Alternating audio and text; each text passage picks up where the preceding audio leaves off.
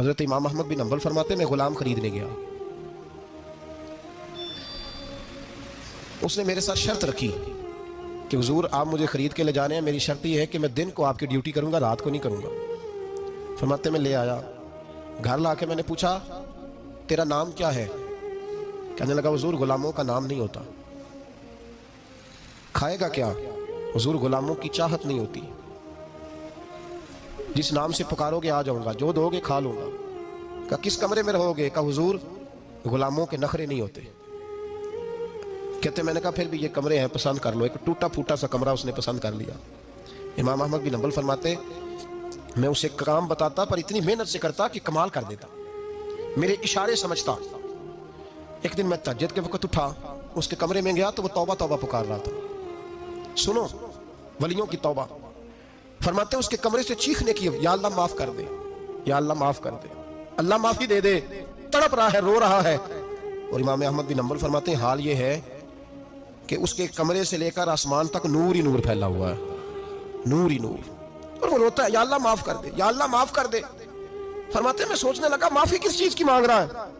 फरमाते वो खुद ही बोला और माफी देखो भाई, तौबा देखो अल्लाह वालों की। कहने लगा अल्लाह मैं तेरा बंदा हूं, तूने जिंदगी दी, नेमत दी, आंखें दी, कान दिए, सांसें चलाई, बगैर मांगे सारा कुछ दिया।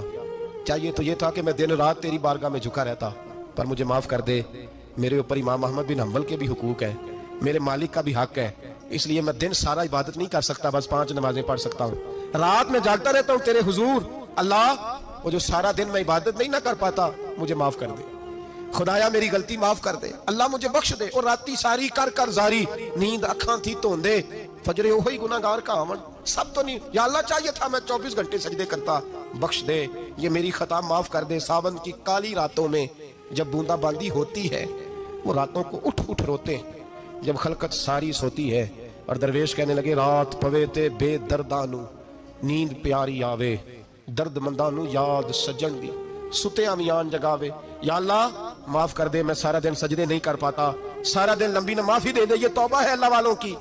इमाम अहमद बिन हंबल फरमाते फजर के वक्त वो मेरे साथ मस्जिद गया, मैंने उसका चेहरा देखा, मैं उसको कोने में ले गया, मैंने कहा जा तू अल्लाह की रजा के लिए आजाद है, जा मैं अपने हक माफ करता हूं, मकान तेरे पास रहेगा, खाना तुझे मिलेगा, तू आजाद है।